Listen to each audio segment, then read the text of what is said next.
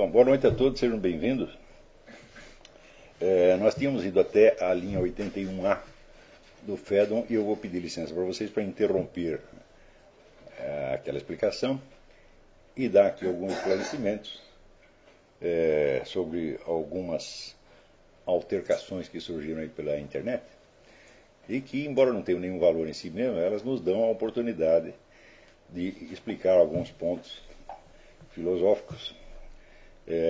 Aliás, de até fazer duas séries de explicações, uma para o público em geral, que será colocada em circulação no meu site, no Orkut, no Facebook, etc., e outra especificamente para os estudantes deste curso. Nos dois casos, a discussão de uma polêmica até boba nos dará a oportunidade de entrar em alguns assuntos que, na verdade, são muito interessantes. E, no mínimo, por servirem para isso, elas demonstram ter alguma utilidade. Naturalmente, vou ter que entrar nos detalhes da própria polêmica para que as explicações que eu vou dar em seguida se tornem inteligíveis. Eu escrevi duas séries de observações aqui que não estão nem completas. A segunda parte eu apresentarei na próxima aula. Mas até onde nós fomos aqui já dá para entrar em várias questões realmente filosóficas muito interessantes. Então, eu parti de uma resposta que foi colocada, uma resposta a mim que foi colocada online pelo Carlos Noguet, que foi um semi-aluno dos meus cursos no Rio de Janeiro.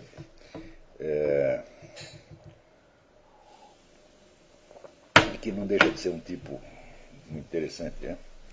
E como a coisa tinha partido de uma discussão iniciada pelo seu Sidney Silveira, né, que num trecho, onde até num parêntese que eu fazia, o assunto não era esse, eu estava falando de outra coisa completamente diferente, eu mencionava tomismo e neotomismo, dizendo que o primeiro é a filosofia autêntica, mas que o segundo é, na verdade, uma ideologia.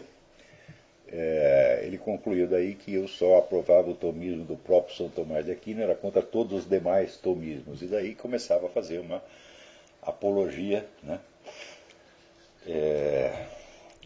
de 800 anos de tomismo, né, passando pelo Cardeal Caetano, pelo Ferrariense, por todos os seus clássicos comentadores de São Tomás de Aquino e defendendo-os contra a minha pessoa como se eu os tivesse atacado. Mas se eu falei de neotomismo, evidentemente o neotomismo começa com Leão XIII, no final do século XIX, e, portanto, não pode abranger nenhum autor anterior. Então, defender todos esses tomistas ao longo do século era apenas um expediente para fazer de conta que eu estava contra todo o tomismo e que, portanto, eu era uma espécie de antitomista militante. Então, como eu reclamasse disso aí, né, ressaltando que isso não é uma divergência filosófica, não é uma divergência doutrinária, mas é uma simples falsificação, destinada a me colocar numa posição difícil, comprometedora perante o público católico. Daí o Carlos Noguet assumiu a defesa do seu Silveira e fez uma carta aberta, né, à minha pessoa. Como a carta é aberta, então, naturalmente a resposta será aberta também. E o outro escrito que eu tenho aqui, que nós vamos ler em seguida, primeiro vou ler aqui as observações que eu tenho sobre a própria resposta do Carlos Noguet, e depois o texto que eu fiz para os alunos desse curso, que já aborda a coisa com outro nível de profundidade.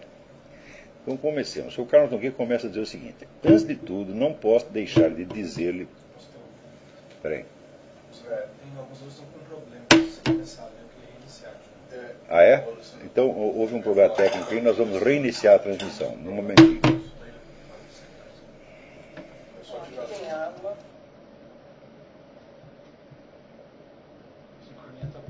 Está bem? Está perfeito? Podemos seguir?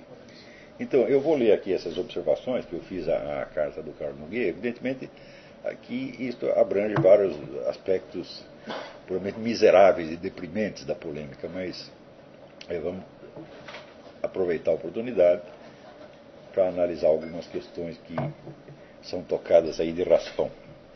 Então começa ele. Antes de tudo, não posso deixar de dizer-lhe publicamente que a maneira como você tratou Sidney Silveira, ofendendo-o com os mais abomináveis palavrões, não se faz com um pai de família, nem é digna de um homem que se diz filósofo. Muito bem, este é o parágrafo dele, agora no comentário. A referência ao estatuto de pai de família do Sr. Silveira é descabida e só entra aí como um apelo emocional kitsch. Não o critiquei enquanto pai de seus filhos ou esposo da sua digníssima. Ademais, sou eu mesmo pai e avô de família até mais numerosa que a dele.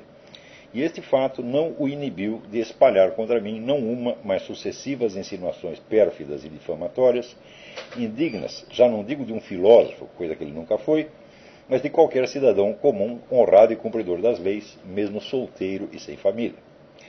Desde muito antes deste episódio, o Sr. Silveira já vinha fazendo intrigas a meu respeito, procurando por todos os meios indispor contra mim o público católico. Um de meus alunos publicou no Orkut uma breve antologia dessas insinuações perversas, mal camuflada sob a aparência caricatural de elevadíssimas discussões doutrinais. Não preciso, portanto, repeti-las aqui.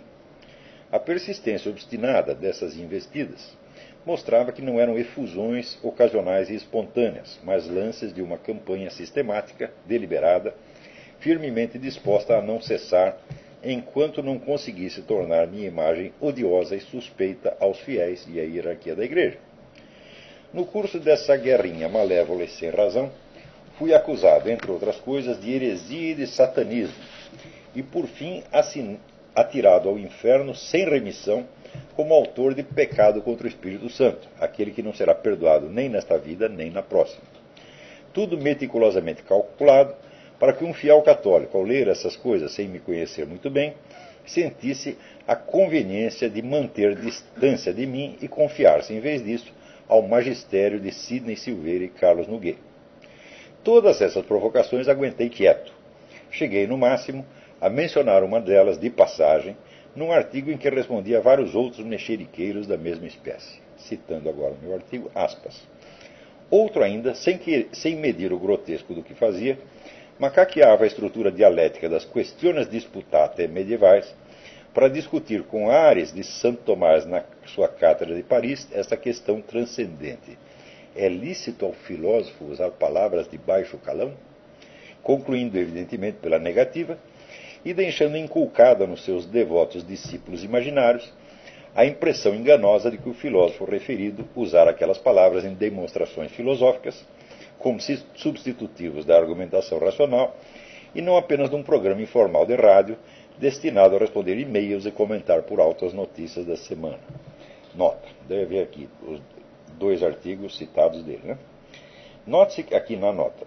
Note-se que ao retornar ao assunto nesse segundo texto, o autor nem em sonhos tentava retificar a falsa impressão de que o filósofo acusado usara de palavrões contra adversários filosóficos, e não contra políticos ladrões, líderes genocidas, sequestradores, traficantes de drogas e tipos similares, que são os alvos costumeiros das minhas investidas radiofônicas.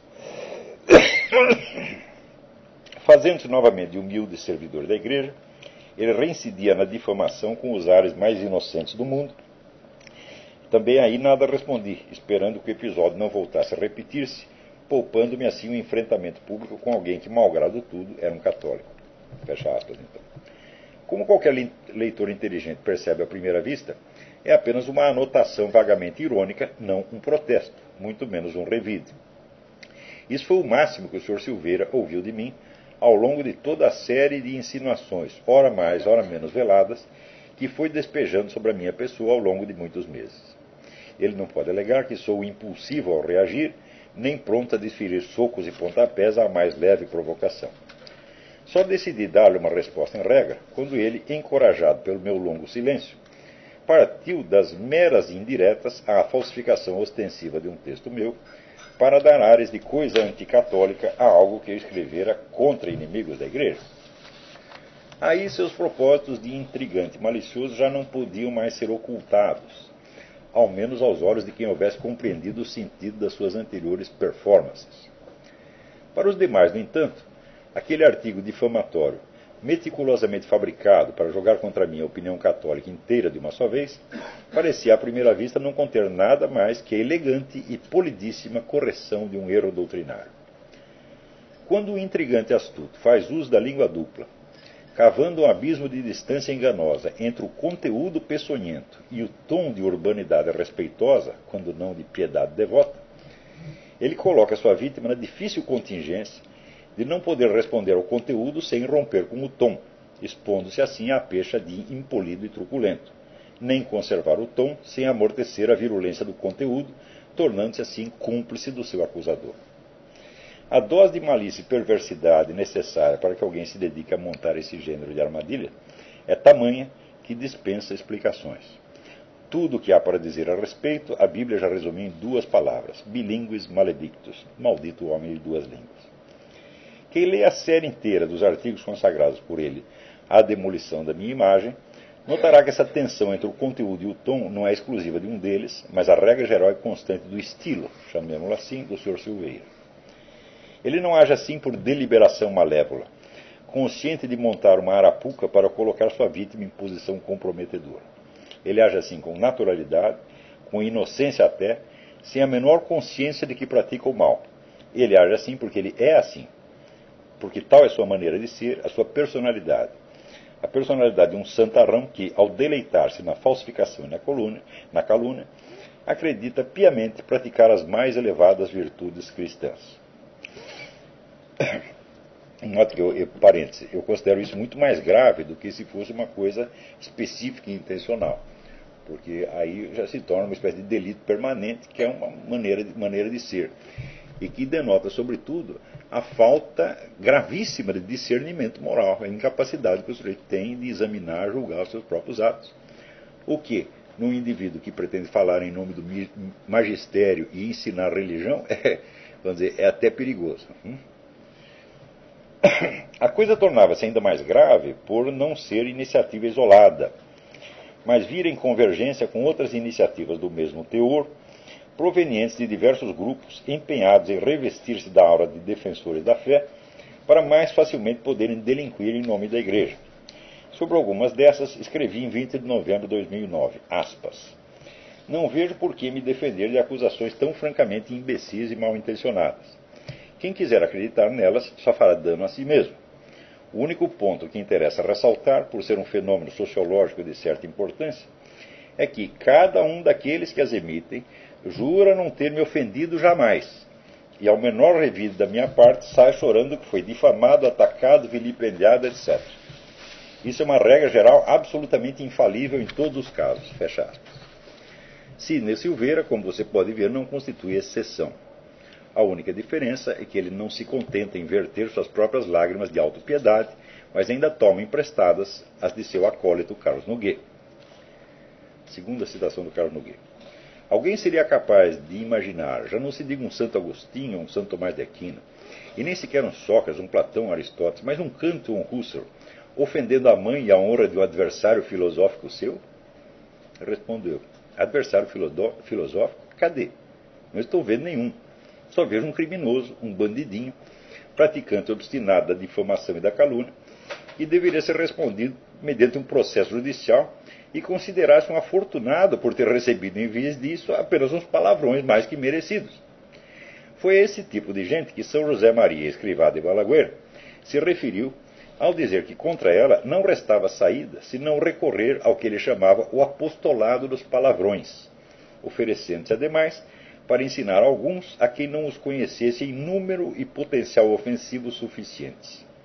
Mas São José Maria, com toda evidência, é apenas um santo boca suja, indigno de figurar nas páginas de Contraimpugnantes, que é o site do Sidney Silveira. Prossegue aí Noguet. 1 milhão de impropérios, Olavo, não fazem um silogismo, respondo eu. E 1 milhão de insinuações maliciosas não tem o valor e a dignidade de um palavrão bem aplicado. Segue Noguet. Como, porém, em meio a tais... Agora a coisa começa a ficar interessante. Como, porém, em meio a tais palavrões devemos reconhecer um fundo doutrinal seu com respeito ao escrito de Sidney Silveira, venho por meio desta carta aberta fazer-lhe um convite. Você aceitaria participar comigo de 3 questiones disputate, transmitidas por videoconferência com direito universal de acesso? A primeira question disputata geraria em torno do seguinte tema: as relações entre razão e fé e entre filosofia e teologia em Santo Tomás de Aquino. Ele respondeu: você está realmente decidido a posar de meu adversário filosófico, À noite ou até de dia, com os olhos abertos, deve sonhar que é Santo Tomás de Aquino pisoteando a cabeça de Averroes. O debate que você propõe não faz o menor sentido. Com relação ao primeiro ponto, já expus minha opinião dezenas de vezes. Vou resumi-la aqui. 1. A teologia católica foi historicamente a primeira ciência que, fora do domínio estritamente formal, se organizou como um edifício lógico-dedutivo integral, fornecendo assim um modelo para todas as demais ciências que em vão se esforçam até hoje para copiá-lo. Todas as ciências tendem, evidentemente, a se constituir como um edifício lógico-dedutivo, na medida do possível. Tá certo? Porém, nenhuma chega até isso. Isso é apenas um ideal, do qual eles se aproximam como numa assíntota. Mas, às vezes, quando vão chegando a completar uma teoria universal, descobre-se alguma coisa que desmantela aquilo tudo, tem que começar tudo de novo. É verdade que, para isso, ela, a teologia católica, contou com um aporte do precedente aristotélico. Mas Aristóteles, pelo próprio caráter fragmentário dos seus escritos, antes sugeriu essa possibilidade do que a realizou materialmente, cabendo esse mérito, sem sombra de dúvida, à teologia católica. Se vocês têm alguma dúvida a esse respeito, eu vou até botar uma notinha aqui, vocês podem consultar o livro maravilhoso do Alois Dempf, o grande historiador das ideias alemão. O livro chama Concepção do Mundo na Idade Média, onde ele vai mostrando a origem das sumas, né, e qual foi o espírito que as orientou, que não tem nada a ver com conciliar fé e razão, absolutamente nada. Tá certo? E mostra que é exatamente isso. Quer dizer, o primeiro sistema dedutivo, lógico-dedutivo, acabado, que houve na história, foi a teologia católica. 2. Portanto, essa teologia não pode ser vista como uma tentativa de conciliar a fé com uma razão científica que até então não existia e que ela própria estava criando no ato mesmo de constituir-se. Então, a teologia não tinha um modelo externo ao qual copiar. Foi ela que, partindo da lógica aristotélica, foi criando este edifício lógico-dedutivo que dá o modelo de toda a ciência. Então, se não existia razão científica antes pronta para ser comparada, como é que ia fazer uma comparação? Como é que você ia conciliar uma coisa que você estava criando naquele momento com outra que não existia e que só estava aparecendo naquele objeto mesmo que você estava criando? É inteiramente absurdo. Entender a obra dos autores das Sumas medievais como esforços no sentido dessa conciliação é projetar sobre ela retroativamente uma visão extemporânea. 3. Uma vez compreendida a identidade de suas estruturas lógico-formais, a única diferença substantiva que pode restar entre a teologia e as demais ciências, sob o ponto de vista da sua respectiva cientificidade, é que a teologia aceita como premissa os dados da fé, enquanto as demais ciências aceitam somente os dados dos sentidos, confirmados experimentalmente. Pelo menos é isso que se diz, essa é a definição nominal do problema de fé e razão. Mas essa diferença é antes um estereótipo retórico do que um fato da realidade. De um lado, a função dos dados da fé no edifício teológico resume-se à da confiabilidade do testemunho, o testemunho dos evangelistas, dos apóstolos e do próprio nosso Senhor Jesus Cristo. De outro lado, não existe nenhuma demonstração experimental que também não se baseie, em última análise, em testemunhos convencionalmente admitidos como confiáveis. O testemunho das máquinas e equipamentos, do técnico que os manipula e de toda uma complexa cadeia de transmissão que inclui até mesmo a variável da subjetividade pessoal. Passou o tempo em que se imaginava o fato científico como a própria voz da realidade. Hoje sabe-se, e a nenhum teórico da ciência com um mínimo de idoneidade ocorreria negá-lo, que a experiência científica é apenas um elemento ou aspecto da formação do testemunho. E não há absolutamente nenhuma razão para supor que o testemunho de técnicos envolvidos numa constante disputa de posições, verbas e prestígios seja, a priori, mais confiável que o dos autores e personagens dos 4 evangelhos. Nesse sentido, a diferença de credibilidade entre a teologia e as demais ciências se reduz a 0. 4. Assim sendo, o confronto de fé e razão é menos um debate proveitoso do que um equívoco retroativo nascido da concepção kantiana, inteiramente gratuita, aliás, da fé como ato arbitrário da vontade. Se você tem alguma objeção séria ao que eu acabo de dizer, escreva e verificarei se há nela substância que baste para alimentar um debate. Se não tem, vamos debater o quê, hein? E prossegue ele. A segunda questio disputata geraria em torno do seguinte tema. Segundo a doutrina de Santo Tomás de Aquino, deve um teólogo filósofo católico invocar o magistério da Igreja? Respondo eu. Este ponto não é de maneira alguma uma questio disputata. Ninguém discute se o filósofo católico deve ou não invocar o magistério. É claro que deve.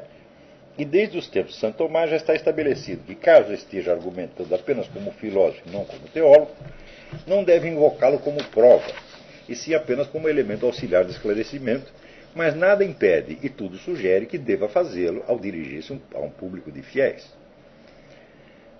Não vejo onde poderia se introduzir aí uma divergência capaz de dar margem a um debate. Ao propor esse debate, só o que você faz é ocultar, sob o manto de uma divergência doutrinal tão nobre quanto inexistente, o verdadeiro ponto em questão. O que estou contestando, afinal, não é que o filósofo, ou quem quer que seja, deva ou possa invocar o magistério. O que contesto é que invocar o magistério seja a mesma coisa que usá-lo como pretexto para a prática de um crime. Desviar o debate para uma questão geral de princípio é um expediente muito safado para camuflar o mau uso do princípio. Essa é, aliás, outra característica do modus pensandi, não só do Sr. Silveira, mas do seu. Atendo-se às discussões gerais e de princípio, esquivam-se do exame das finalidades concretas com que o fazem. Mutatis mutandis, é como se um delinquente, perguntando se deve usar um crucifixo, visse na resposta positiva uma autorização para usá-lo como gazua para arrombar portas. Prosseguir. E a terceira questio disputata geraria em torno do seguinte tema. É possível conciliar a doutrina ético-política de Santo Tomás com o liberalismo e a democracia liberal? Comento eu. Neste ponto seria talvez possível um debate, mas não com quem começa por confundir os termos da questão. Você se refere à democracia liberal como modelo abstrato, tal como concebido por John Locke e similares, ou às democracias liberais reais, historicamente existentes, nascidas não da imitação servil de um modelo, e sim de circunstâncias histórico-sociais complexas, praticamente incontroláveis? No primeiro caso, não há o que debater. A resposta é evidentemente não, com a ressalva de que esse modelo, por definição, inclui espaço para a luta pelas concepções tomistas e, portanto, para a modificação possível da democracia liberal num sentido adequado à doutrina de Santo Tomás. Isso quer dizer que a incompatibilidade teórica nem sempre se traduz numa incompatibilidade prática. No segundo caso, a pergunta é imbecil, porque não se pergunta se uma coisa é compatível com as condições da sua subsistência.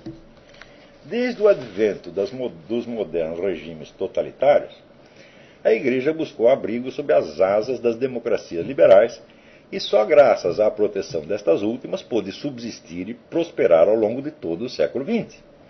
E quando digo a Igreja, incluo aí a totalidade dos estudiosos do tomismo. Não consigo imaginar Garrigou Lagrange ou Joseph Maréchal lecionando em Moscou sob Stalin ou em Havana sob Fidel Castro. Desse estado de coisas, puro dado empírico surgido de circunstâncias históricas, nasceu ex post facto e quase espontaneamente a tentação de conciliar tomismo e democracia liberal no plano doutrinário mediante remendos maritainianos.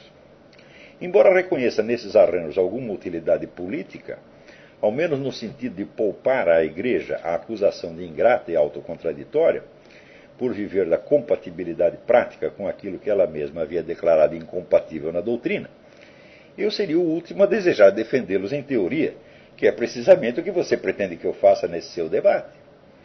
Ou seja, ele está querendo que eu assuma a posição de um defensor doutrinário da democracia liberal, tal como concebida no seu modelo clássico. Eu não posso fazer isso porque eu não sou isso. Agora, como o Sidney Silveira já me carimbou, né, várias vezes de liberal, embora eu viva falando mal do liberalismo, reclamando, embora não custa recordar, meu primeiro contato com o Instituto Liberal foi uma conferência no qual, com o título Por que não sou neoliberal? Quer dizer, apesar de tudo isso, você vê, os liberais, como Rodrigo Constantino, alguns deles me odeiam tanto quanto Sidney Silveira, né? E cada um, evidentemente, quer me jogar do outro lado para fazer de mim o inimigo ideal que ele tem na cabeça, o fantasma que o persegue durante a noite. Então, para o Rodrigo Constantino, eu sou um fundamentalista religioso, como é que se diz, representante do magistério e assim por diante.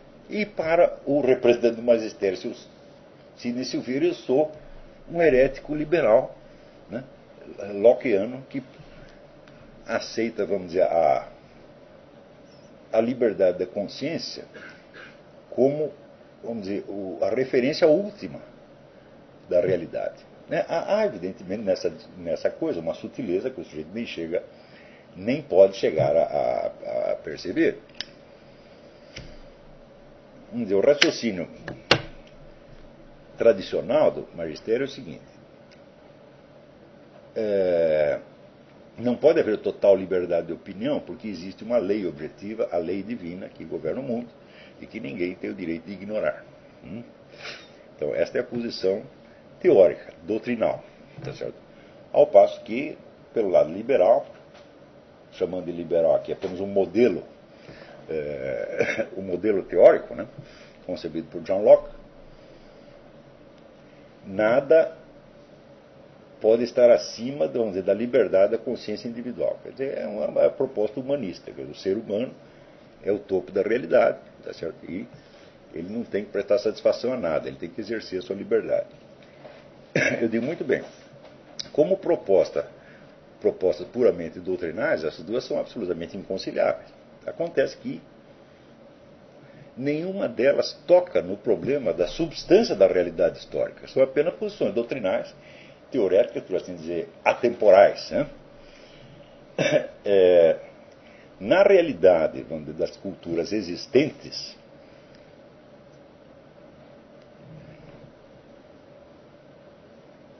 a pergunta é o seguinte: quem vai impor às consciências individuais, né, o primado da lei divina?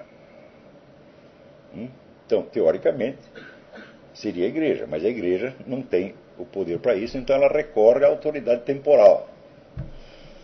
Então, a autoridade temporal seria o governo cristão, tá certo? Que pela força, então, impõe a lei divina aos seus súditos ou cidadãos. Eu digo, bom, esta é a teoria, tá certo? Mas na prática, não houve nenhum cidadão imbuído de liberdade individual que fizesse tanto para destruir a igreja quanto a própria autoridade temporal, o próprio poder temporal fez. Quer dizer que o grande problema da igreja ao longo dos tempos na Europa não foi a desobediência de consciências individuais anárquicas e rebeldes.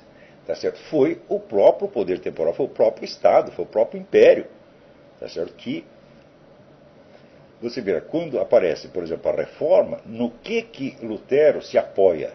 Ele se apoia nos príncipes, no poder temporal, tá certo? E daí, uma série de rebeliões do poder temporal contra a igreja, tem uma espécie de desmembramento da igreja, cada aristocracia local querendo criar uma igreja à sua própria imagem e semelhança. Isso foi um abacaxi muito maior do que qualquer rebeldia da consciência individual.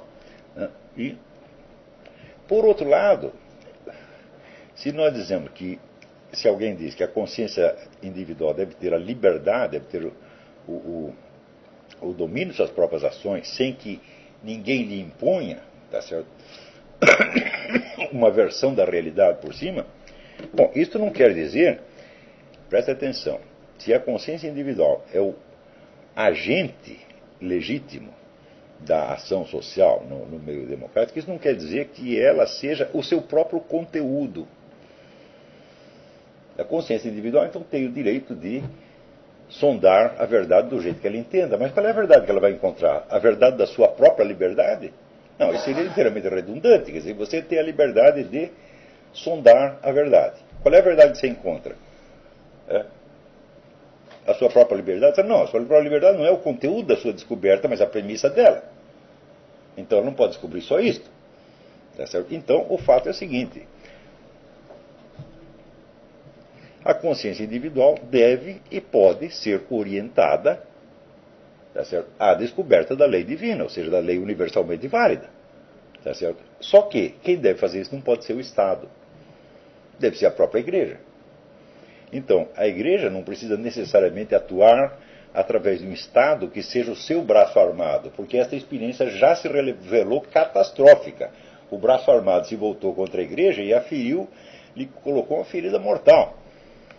Então, ao passo que você vê na experiência americana, o Estado não é um agente da igreja. O Estado é laico, tá certo? Porém, a força de influência da igreja é tamanha que aqui, eu já contei para vocês, numa pesquisa recente, 79% dos americanos, perguntados quem é Jesus Cristo, né, diz: Jesus Cristo é o Verbo encarnado, o Filho de Deus vivo que veio ao mundo para nos salvar. 79% dos americanos responderam a isto. Quando que o Estado, como braço armado da igreja, conseguiu convencer tantas pessoas da veracidade da lei divina universal? Nunca. E isso foi obtido sem que o Estado as forçasse. Foi obtido, vamos dizer, pela livre influência da igreja na sociedade. Tá certo? Então, isso quer dizer que, embora na teoria, né, a democracia liberal não seja compatível com a ideia da sociedade cristã, tá certo? Na verdade, ela gera uma sociedade mais cristã do que qualquer outra sociedade que existiu antes. Na verdade, os Estados Unidos são o único país do mundo que tem uma Constituição e leis de inspiração diretamente bíblica, como demonstrou Benjamin Morris no livro do Caráter e Vida Cristã das Instituições dos Estados Unidos, né? Um livro que eu já citei muitas vezes. Então veja que nem toda incompatibilidade teórica se traduz numa incompatibilidade prática. O mundo às vezes é mais complexo do que a nossa doutrina imagina. Então, veja, este pessoalzinho, gente tipo Carlos Nogueira e Silveira, são pessoas absolutamente incapazes de examinar a realidade das coisas. O que eles pegam assim, eles gostam de examinar textos. Então você pega aqui uma doutrina, compara com a outra doutrina e vê se logicamente elas batem. Isso é tudo o que eles fazem. Na melhor das hipóteses, acontece que isso é um serviço que um computador pode fazer no lugar deles. O próprio Santo Tomás de Aquino já dizia que o grande problema da conduta humana não é você conhecer os princípios da moralidade. É você compreender a situação real e saber quais e como os princípios se aplicam. O que nunca é uma questão de mera dedução. Isto é, os fatos da vida não são meras aplicações dedutivas de um princípio. Ao contrário, qualquer fato, por mais simples que seja, coloca em jogo vários princípios ao mesmo tempo. Tá certo? E é preciso você conseguir destrinchar a substância da situação real para você saber quais os princípios que se aplicam e como se aplicam, e se requer alguma adaptação, ou se pode ser uma aplicação literal, assim por diante. Ou seja, nada vai substituir o conhecimento da situação concreta. São Tomás de Aquino dizia que o problema era exatamente esse, quer dizer, conhecer os mandamentos qualquer imbecil pode conhecer. E desejar cumpri-los, está muito bem. Tá certo? Mas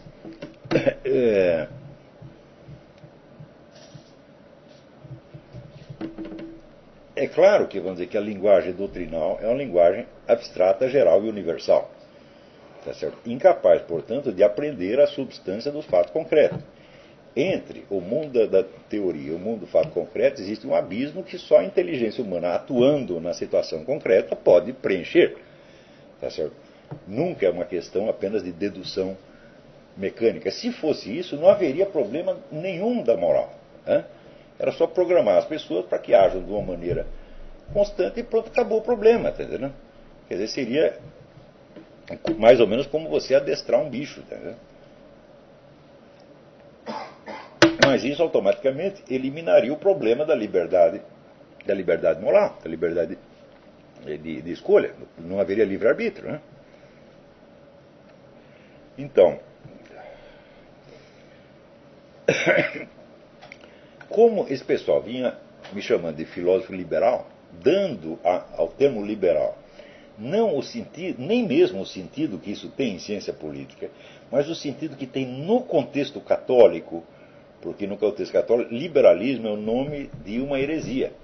Quer dizer, uma corrente teológica liberal católica que se formou desde o século XIX.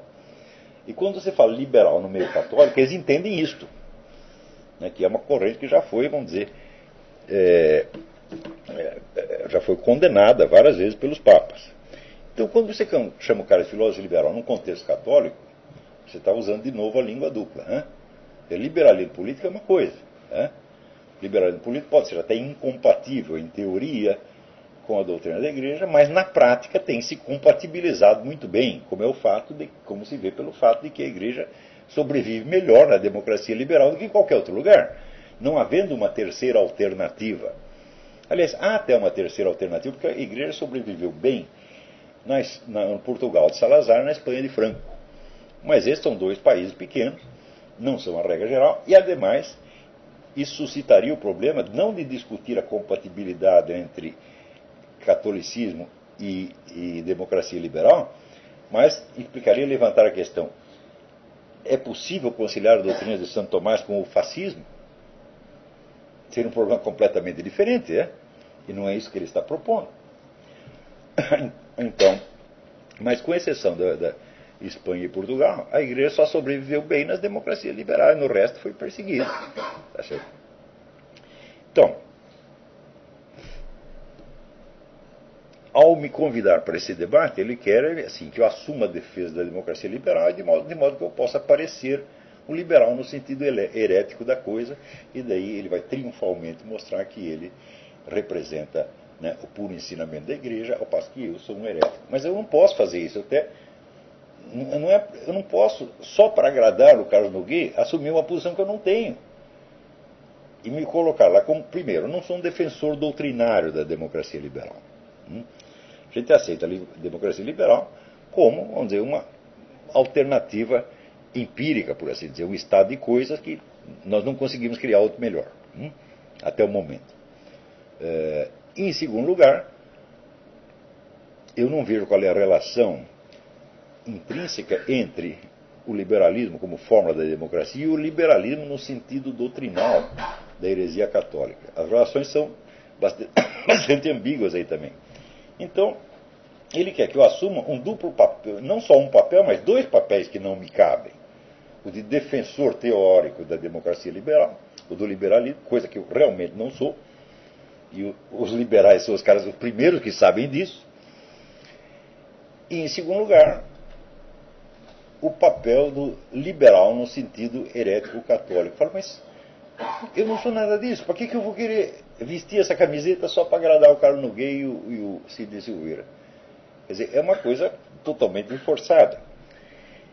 Vamos lá, como as três questões sugeridas são extemporâneas e despropositadas, é evidente que o seu convite não tem outra finalidade senão dar áreas de alta divergência teológica àquilo que não passa em substância do confronto moral entre vítima e difamador.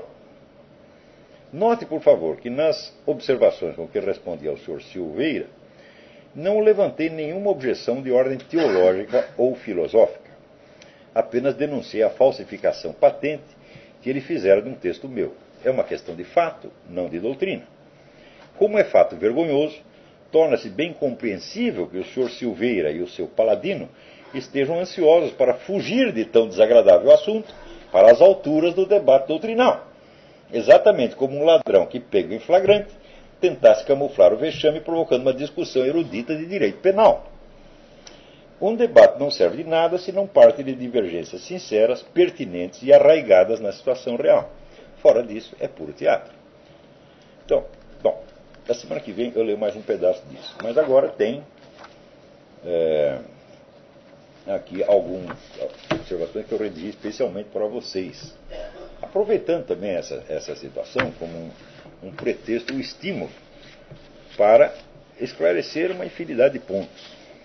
Esse texto aqui também não está completo, eu vou ler a primeira parte e na semana que vem lemos a segunda parte. Então vamos lá. Se é verdade que pelos frutos os conhecereis, a conversão maciça ou retorno de meus alunos à fé católica já deveria bastar para tornar evidente que, nas suas conclusões formais e resultados práticos, minha filosofia não pode estar em desacordo essencial com o magistério da Igreja, embora, na mesma medida e por evidente impossibilidade técnica, não tenha assumido jamais nenhum compromisso de repetir servilmente o ensinamento tradicional dos filósofos católicos em todos e cada um dos passos da escalada dialética, não só intelectual, mas existencial, que para aí conduz. Uma filosofia, toda filosofia, tem o direito de ser julgada desde os seus próprios princípios fundantes, que por sua vez podem ser julgados em si mesmos, independentemente dos resultados concretos nela obtidos, e não desde os de uma outra filosofia, seja esta a pior das filosofias ou a própria filosofia perene. Como toda filosofia digna do nome começa com uma definição ou redefinição da filosofia em geral, não será demais exigir que toda análise séria do meu pensamento e da minha obra tome como referência central esta definição 1000 vezes repetida ao longo de meus escritos e cursos. Filosofia é a unidade do conhecimento na unidade da consciência e vice-versa.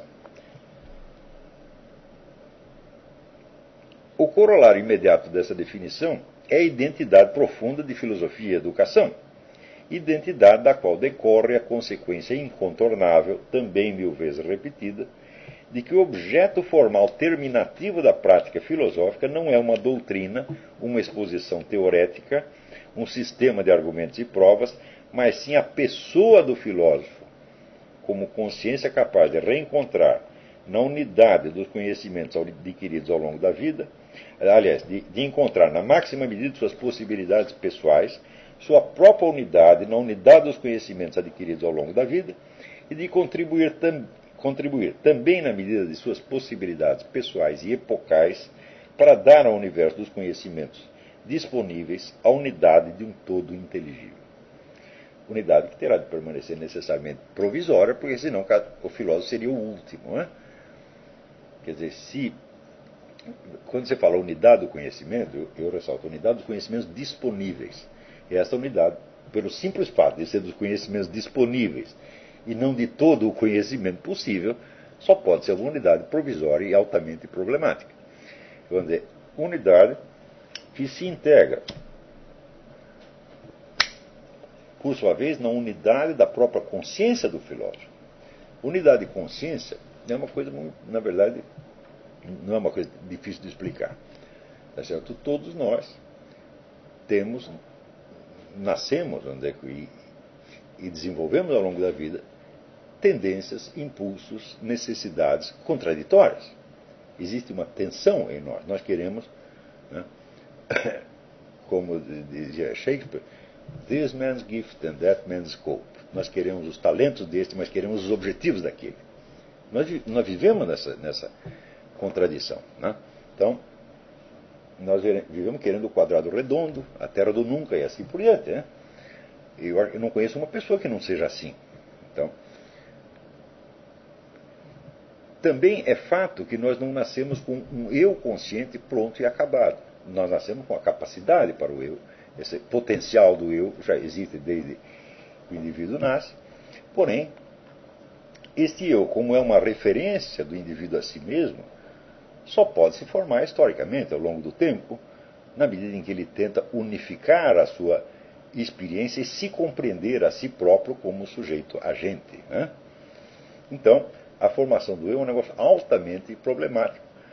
Eu me referi a isso naquela apostila que é a psique.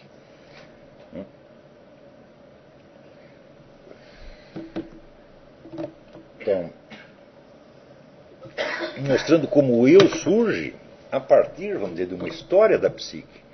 E a história não pode existir antes que aconteça alguma coisa. Ou seja, você já precisa ter uma série de vivências, uma série de experiências, tá certo? Para que você possa começar a distinguir nessa massa de coisas o que é você como sujeito agente e o que são os fatores externos, as ações das outras pessoas, as circunstâncias, etc, etc.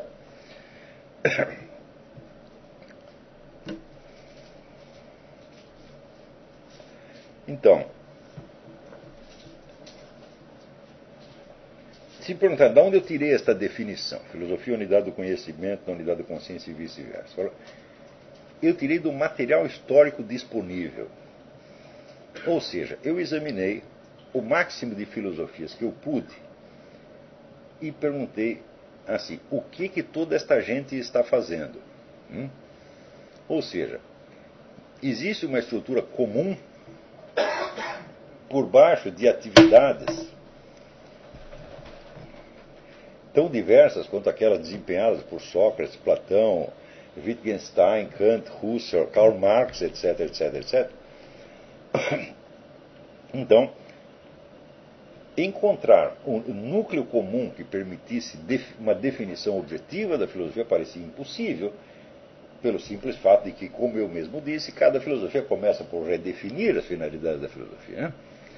Então, ali o Xavier Zubiri, no livro Cinco Lecciones de Filosofia, ele mostra exatamente isto, quer dizer, como cada nova concepção filosófica do universo vem junto com uma nova concepção da própria filosofia. Também Julián Marías, no livro, um livro maravilhoso, Biografia da Filosofia, ele mostra a mesma coisa. Então, em princípio, parecia impossível encontrar, vamos dizer, uma estrutura comum. Então, essa estrutura comum, para que pudesse ser encontrada, ela não podia ser buscada no nível do conteúdo das filosofias, mas no nível puramente formal. Não é isso? Ou seja, designar a filosofia não como um conteúdo, tá certo? Mas como uma atividade. A atividade que pode produzir os conteúdos mais disparatados. Se esta atividade não tivesse uma estrutura comum, não justificaria sequer o continuar usando a mesma palavra filosofia para designar coisas muito diferentes. De fato, no meu estudo sobre a história da filosofia, que está na série História Essencial da Filosofia, eu verifiquei que há muitas coisas que levam o nome de filosofia, mas que não deveriam usar esse nome, tá certo? Então, por exemplo, eu duvido que a filosofia de Nietzsche seja realmente uma filosofia, porque ele é contra a filosofia, ele ataca toda a tradição filosófica como uma coisa que simplesmente não deveria ser feita.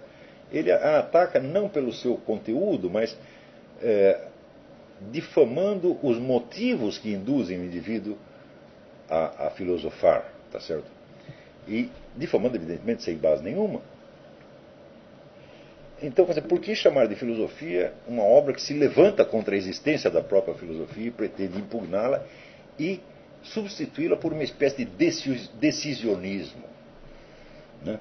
Você vê que a filosofia de Nietzsche, né, como bem frisa o historiador John Carroll, num livro que eu acabo de ler, O Naufrágio da Cultura Ocidental, ele diz que Nietzsche é o último suspiro do humanismo. Quer dizer, o humanismo surge na Renascença exatamente com a proposta vagamente associada depois à democracia liberal, que é a ideia da autonomia do indivíduo. Ou seja, o indivíduo é sua própria lei. Não é isso? Então, não há uma lei a que um indivíduo deva se curvar, então ele se torna, né, o seu próprio senhor e o formulador da sua própria lei. Então, isso quer dizer que está implícito aí que o ser humano pode se tornar o que ele quiser. E quando surge o humanismo, aparecem, naturalmente, para exemplificar isso aí, né, as biografias de grandes homens que conquistaram um poder extraordinário. Não é isso? E que, vamos dizer, seguindo mais ou menos a instrução de Maquiavel, faziam o que bem entendiam e se inventavam, por assim dizer, a si mesmos, sem ter qualquer lei superior como referência. Bom, acontece que tão logo apareceu, o humanismo já mostrou a sua autocontradição e a sua imensa fragilidade interna. Pelo simples fato de que, se um homem, né, por exemplo, aqueles condottieri, aqueles comandantes militares da Renascença, né, conseguia, quer dizer, se formar a si mesmo e se impor, né, como lei de si próprio, e com isso condensar um poder extraordinário, ele exercia esse poder sobre quem? Né? sobre minhocas, sobre lagartixas, sobre macacos. Não, ele exigia sobre outros seres humanos, que assim eram automaticamente desprovidos da possibilidade de fazer o que queriam, porque eram obrigados a fazer o que o chefe queria. Então, isso quer dizer que o homem, entre aspas, do qual falava o humanismo renascentista, era meia dúzia de homens. Né? Então, isto, vamos dizer, a capacidade de autonomia, de impor a sua vontade, por exemplo, ou a vontade de poder, como dirá mais tarde Nietzsche, não podia ser usada jamais como uma definição geral da espécie humana, porque ela só se aplicava a determinados indivíduos em determinadas circunstâncias e com a condição de que ela não se aplicasse a mais ninguém. Tá certo? Então é claro que esse humanismo era uma filosofia absolutamente idiota, tá certo? Baseada numa impressão momentânea, onde você via aqueles governantes, Lourenço de Médici e outros, e ficavam encantados. Tem a famosa estátua de Donatello, né, um condottiere, o Gattamelata, que mostra ali a sua, vamos dizer, a firmeza da sua deliberação. É um indivíduo que governa não pela força física, mas pelo poder organizador da sua inteligência. Eu digo, muito bem, mas e quem estava sob o domínio dele? Exercia também a mesma liberdade e consciência? E se modelava e se inventava a si mesmo como queria? Claro que não, você tem que obedecer o governo.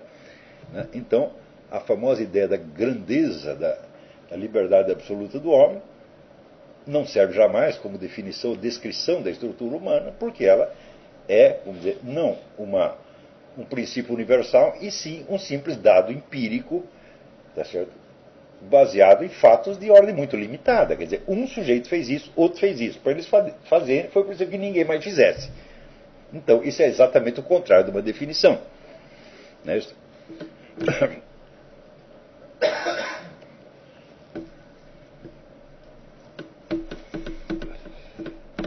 Então seria como se você definisse um leão pela sua capacidade de comer todos os demais leões. Então a existência daquela espécie estaria condicionada à sua própria extinção. É uma coisa tão imbecil que é o caso de perguntar, mas por que eles pensaram nisso? Leiam o meu livro sobre Maquiavel e vocês vão entender como aquela época era confusa e como circulavam ideias idiotas. Né? E essa foi uma delas. E quando Nietzsche escreve os seus livros, o humanismo já está no fim. Porque a suposta liberdade absoluta do ser humano já tinha sido esmagada por revoluções, golpe de Estado, epidemia, etc, etc. E, na época, né, já havia teorias, por exemplo, como o darwinismo, que reduziam o homem ao joguete de forças naturais que ele não podia controlar de maneira alguma, e que teorias que, se não eram verdadeiras em si mesmas, apenas refletiam o estado de espírito que era real, que é o estado de espírito de impotência, né, do ser humano perante o seu destino. Então, quer dizer, da potência absoluta do condottiere renascentista, tínhamos chegado aí à impotência absoluta das massas famintas, né,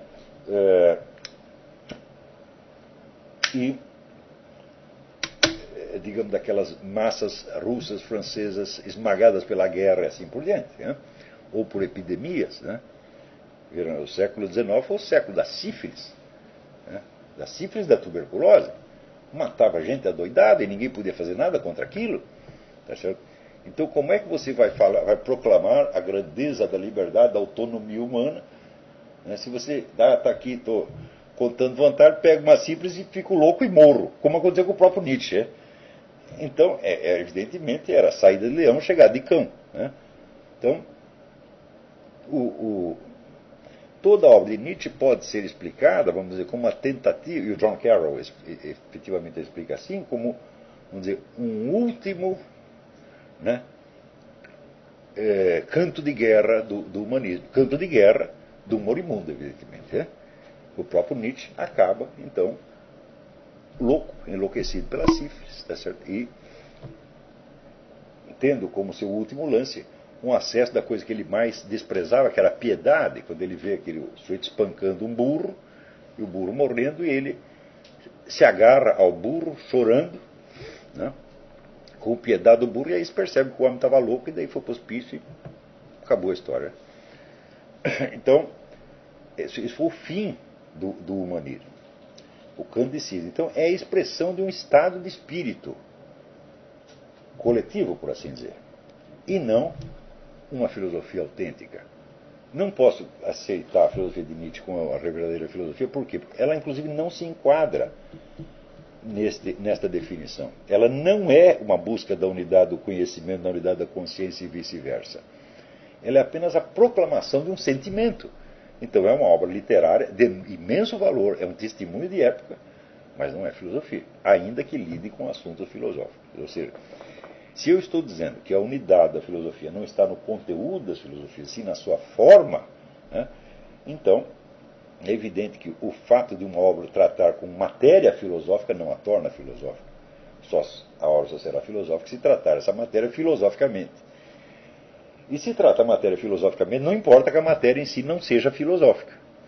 Você pode falar de qualquer coisa, pode falar de economia, de biologia, de educação, do que você quiser, desde que você a trate filosoficamente. Então, o que eu descobri foi que todos os capítulos notáveis da história da filosofia revelavam que os camaradas estavam tentando fazer exatamente isso. Quer dizer, eles se defrontavam com uma espécie de caos cultural, uma multiplicidade de conhecimentos que tinham dentro de si um potencial de contradição, de tensão, de caos, e tentavam colocar uma ordem naquele universo de conhecimento, que era só o conhecimento disponível na sua época, tá certo? Através de uma reflexão interior que puxava pela responsabilidade pessoal perante todo esse conhecimento. Ou seja, o indivíduo tentava adquirir um senso de orientação no conjunto do conhecimento disponível, porém, para isso ele tinha que se unificar para ele poder ser responsável por suas atitudes intelectuais. Então, aos poucos eu fui chegando à conclusão de que a filosofia era realmente isto, que ela sempre tinha sido isso. Ou seja, não é uma definição minha, é a descrição do que os caras estavam fazendo mesmo. Pior, esta definição, que eu estou dando, ela é compatível com todas as diferentes definições de filosofia dadas ao longo do tempo. Quer dizer, pouco importa como o sujeito defina a filosofia, o que ele vai estar fazendo é isto aqui, em todos os casos, porque esta definição não se refere ao conteúdo da sua filosofia, e sim à forma da sua atividade. Né? Então, vamos ver. Tanto a definição quanto o seu corolário derivam do exame histórico da origem da filosofia como projeto existencial, tal como se exemplifica paradigmaticamente na pessoa de Sócrates. Expliquei isso extensamente no capítulo 1 da minha História Essencial da Filosofia. Vocês devem lembrar o negócio do projeto socrático. Quer dizer, a filosofia não surge como um conjunto pronto de conhecimentos, nem como uma proposta doutrinária, mas ela surge como um projeto. Projeto que estava incompleto e deveria permanecer incompleto e que iria sendo completado infindavelmente ao longo dos séculos. Como um exemplo disso, eu mencionei, por exemplo, o livro de Aristóteles, que ele chama de questões ou perguntas, que é uma lista de milhares de perguntas, das quais a maior parte não foi respondida até hoje. Então, essas perguntas, elas são, por assim dizer, o hormônio que movimenta, né, a mente filosófica. Então, são perguntas que se recusam ao seu esforço integrador e ordenador, ou seja, mostram o limite desse esforço. Quer dizer, eu consegui unificar até aqui, mas para além desse limite sobrou, né, abacaxis sem fim, que legarei para outros filósofos das próximas gerações. E voltei ao assunto vezes sem conta ao longo de meus cursos e conferências, jamais tendo encontrado a mais mínima razão para voltar atrás no meu conceito do projeto socrático. Como eu defini a filosofia como projeto, isso significava que eu aceitava somente como filósofos os camaradas que tinham aceitado participar do mesmo projeto, ainda que com as concepções mais diferentes. Agora, se o indivíduo rejeita o próprio projeto, então ele quer dizer, eu não quero ser filósofo. Foi exatamente o que Nietzsche fez. Não é isso? Então, por exemplo, dificilmente encontramos um escritor com maior cultura filosófica do que Goethe, né? E, no entanto, podemos chamar Goethe de filósofo? Diz, nunca, jamais, ele nunca quis participar deste projeto, tá certo? Não há um esforço unificador em Nietzsche, mas ao contrário, tá certo? Há até um esforço de curtir as impressões do momento, independentemente de sua da ausência de interconexão, Goethe é eminentemente um poeta lírico, um dos maiores poetas líricos da humanidade, e a poesia lírica consiste apenas em registrar impressões e não em articulá-las umas com as outras. Né? Até mesmo, vamos dizer, as diferentes áreas de atuação de Nietzsche e de Goethe, há entre elas abismos difíceis de suprir, de modo que nós percebemos que é como se esse homem fosse vários homens, né? Desempenhando vários papéis em momentos diferentes e demonstrando uma destreza enorme, entendeu? Mas, onde você vê, claro, a unificação da sua personalidade, mas não baseada na unificação do conhecimento. Né? Então, se a filosofia fosse essencialmente a construção de uma doutrina, não se poderia falar propriamente de filosofia socrática, já que o ensinamento desse pai fundador da filosofia ocidental não passa de uma conjeturação histórica ex post facto, baseada na distinção nebulosa e difícil entre as falas dele e as do discípulo que as registrou por escrito. Quer dizer, até hoje é um abacaxi você conseguir separar aquilo que nos diálogos socráticos de Platão é o pensamento de Platão e aquilo que era o pensamento de Sócrates. Como um desses pensamentos prossegue no outro, é desenvolvido no outro, não há um limite preciso, então não sabemos exatamente qual é, vamos dizer, o círculo delimitador do pensamento do próprio Sócrates, porque ele nunca escreveu nada. Né? Então, como o pensamento dele só é conhecido a partir, vamos dizer, do registro meio histórico, meio ficcional, inventado por um outro, então, agora, se nós vamos definir como filosofia uma doutrina, cadê a doutrina de Sócrates? Né? Não sabemos se é de Sócrates, se é de Platão ou se é de um terceiro. Então não existiria. No entanto, é claro que existe uma filosofia socrática sob a forma da influência educacional e do exemplo transmitido aos discípulos. Aí, neste caso, nós podemos sim delimitar uma fronteira entre o que é Sócrates e o que é Platão. Porque nós sabemos que foi este influxo de Sócrates que construiu a personalidade intelectual de Platão, e não ao contrário. Não foi Platão que influenciou Sócrates, e sim Sócrates que influenciou Platão. Então você tem uma sequência histórica definida. Se é por vezes inviável distinguir nas doutrinas de Platão o que vem dele e o que vem do seu mestre, é autoevidente que a inspiração pedagógica vem deste último, e não ao contrário. E é nela que consiste eminentemente a filosofia socrática. Paul Friedlander demonstrou extensamente que é impossível separar nessa filosofia, bem como na do próprio Platão, o conteúdo tético, isso é, as afirmações, e a irradiação da personalidade no contato direto com os discípulos. Quando tomei como objetivo de meus esforços filosóficos o retorno à tradição socrática, aceitei como uma de suas decorrências inevitáveis a dificuldade extrema, ou mesmo impossibilidade total, de dar a meus pensamentos algum dia uma formulação doutrinal acabada, organizada e definitiva. Handicap voluntário que deveria ser compensado, tal como no caso do próprio Sócrates, pela evidência patente dos resultados pedagógicos obtidos.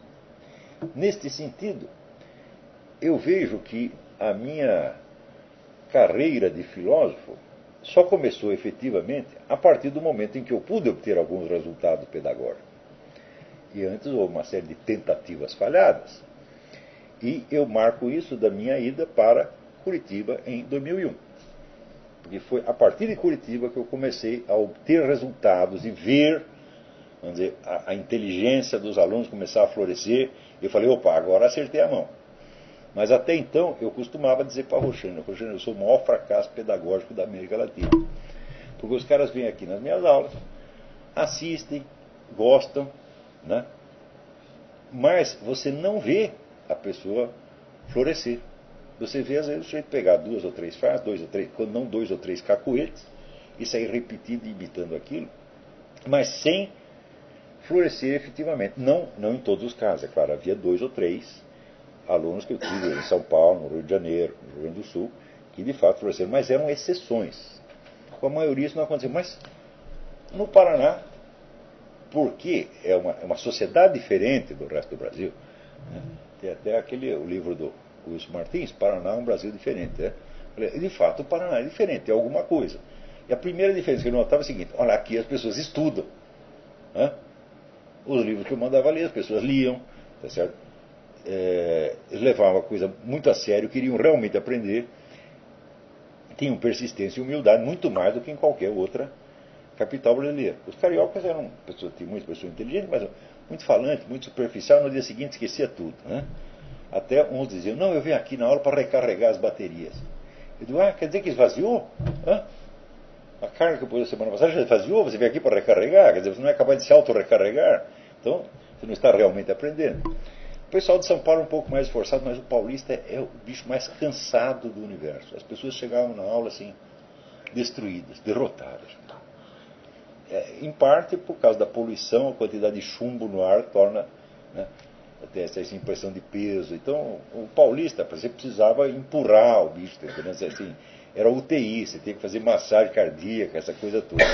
Então, mas quando chegou no Paraná, o negócio começou a andar. Eu falei: opa, então agora o cara pegou. Depois de 20 anos de tentativa, né? Então aí eu pude rever as minhas experiências anteriores, fazer uma série de correções nos meus métodos pedagógicos e tal, e consolidar alguns resultados. Eu acho a própria existência do Instituto Olavo de Carvalho é sinal de que alguma coisa está se consolidando. Então, não foi tudo em vão.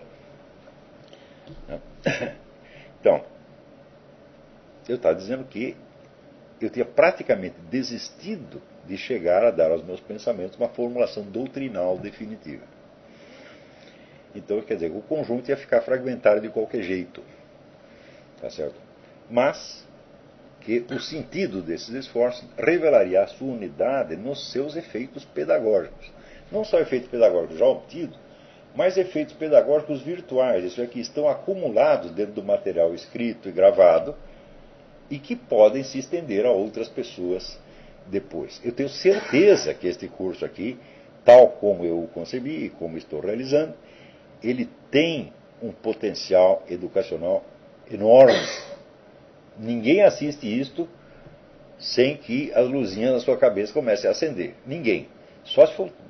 Bom, talvez o Carlos Nogueira, o Sidney Silveira, seria outra coisa, né? Quer dizer, porque eles já viriam para recusar. Eles não querem aprender. Fala: bom, mas se você tiver aqui um pouquinho de confiança em mim, não é a questão de devoção do discípulo, não é isso, mas basta aquele pouquinho de confiança que você tem, por exemplo, num chofer de táxi. Você pede para o cara, né? Então, uma vez o meu pai tomou um táxi e disse: vamos para a Penha. O motorista começou a reclamar: mas a Penha, do condicionamento, blá, blá, blá. Meu pai perguntou: você não quer me levar para a Penha? Então você me leva para a Lapa. A Lapa é o bairro simetricamente oposto. Daí o cara chegou na Lapa, daí meu pai perguntou para ele: muito bem, agora você já veio onde você queria, agora me leva onde eu queria.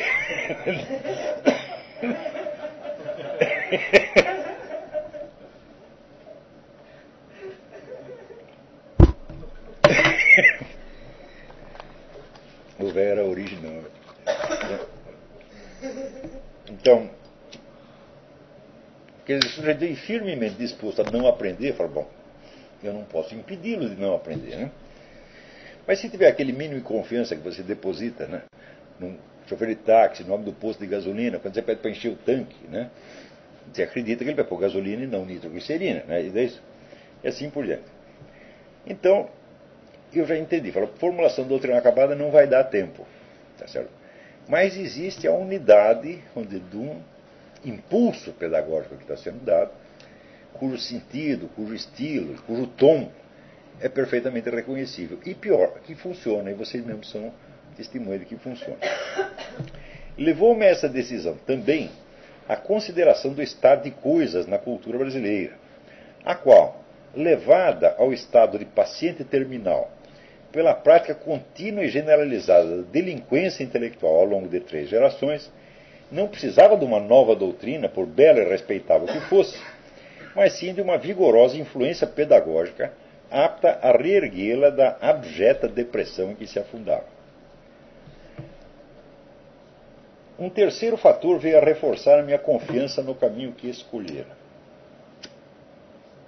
ao estudar a filosofia de René Descartes, que me manteve prisioneiro em seu labirinto por vários anos, acabei descobrindo que a porta de saída da armadilha solipsística aí montada já havia sido aberta com mais de um milênio de antecedência nas Confissões de Santo Agostinho. Se, para Descartes, Deus, entre aspas, resumia-se a uma exigência lógica garantida pelo primado do eu, invertendo-se assim na ordem das razões a ordem natural das coisas, Agostinho, exatamente ao contrário, descobria Deus como fundamento ontológico objetivo encravado no mais fundo da consciência que o eu tem de si mesmo. Exatamente no sentido em que séculos mais tarde Paul Claudel o resumiria na fórmula: Deus é aquele que em mim é mais eu do que eu mesmo. Né? Então, você vê que isso aqui, esta constatação pode ter até consequências na discussão da tal da democracia liberal. Não no sentido desejado pelo Carnegie, que eu realmente não posso atender, mas num outro sentido, em que a liberdade da consciência individual ela só existe porque o Deus de Agostinho está lá dentro. Quer dizer, o ser humano considerado enquanto ente puramente naturalístico não tem liberdade alguma. A parte naturalística do homem é exatamente aquela que está sujeita ao condicionamento genético, social, etc. Todos os condicionamentos possíveis, tá certo? É a parte naturalística que está dividida por fatores inconscientes que o indivíduo não controla de maneira alguma, tá certo? E se existe por cima disso uma capacidade para a unificação e, portanto, para o exercício da liberdade, é por causa deste fator descoberto por Agostinho. Quando Agostinho diz: eu sei que sou, mas não sei por que sou. Ou seja, eu sei que eu existo, mas não sei por que eu existo. Né? Então eu tenho que procurar em mim o fundamento da minha existência. E quando eu começo a procurar, né, eu vejo que eu não poderia me dar jamais deste fundamento da minha existência. Nem poderia recebê-lo de um treco chamado natureza. Né? Que é fundamento da minha existência enquanto corporalidade sujeita aos condicionamentos, e não enquanto portador da liberdade de consciência. Então, isso quer dizer que a exercício da liberdade de consciência, se orientado no sentido correto, deve descobrir o que Agostinho descobriu. Né? Existe dentro de mim, no fundo de mim, vamos dizer, um fundamento, um chão, uma espécie de pedra fundamental que me constituiu. Eu não sei o que é, tá certo? Mas certamente a origem e fundamento da minha liberdade de consciência deve ser mais livre e mais consciente do que eu. Então, este é o sentido de que Deus é o fundamento não só da sua existência, mas da sua personalização. Você mesmo não pode se dar uma personalidade. Seria como o barão de Munchausen, que se puxa para fora da água pelos cabelos. Né? Tá naufragando, ele se puxa e sai. Isso aí não é possível. Quer dizer, a liberdade do eu não pode ser criação do próprio eu. Isso é impossível. Então, tem que haver dentro dela algo que a fundamenta enquanto liberdade, né? E não enquanto ente material condicionado. Quase simultaneamente, o estudo da metafísica hindu, a que fora levado pela influência ocasional de Swami Dayananda Sarasvati, horror, as fontes heréticas do pensamento de Olavo de Carvalho, me persuadiu de que, à luz da imensurabilidade do absoluto com o relativo, só Deus é propriamente um eu, uma pessoa em sentido pleno, o único e genuíno eu sou da narrativa bíblica. O eu humano era apenas uma possibilidade, uma promessa vaga, que devia realizar-se parcialmente e a duras penas no confronto e na absorção diária das tremendas forças despersonalizantes de dentro e de fora, que ao mesmo tempo o oprimem e lhe dão a matéria-prima de que ele irá se constituindo aos trancos e barrancos. Ajudou-me também a entender isso a grandiosa noção do psiquiatra húngaro Lipotzondi, um judeu, ó céus, outro infiel, do eu que se constrói a si mesmo lançando pontes entre as paixões contraditórias, as vozes dos antepassados mortos que, do fundo do poço genético, o repuxam de um lado e de outro, impelindo a repetir os seus destinos trágicos ou patéticos. Note bem que na antropologia do Zonde, a consciência humana se estrutura como uma pirâmide, onde você tem, numa primeira faixa, você tem os impulsos, as pulsões, como ele chama, né? Numa segunda faixa, você tem, vamos dizer,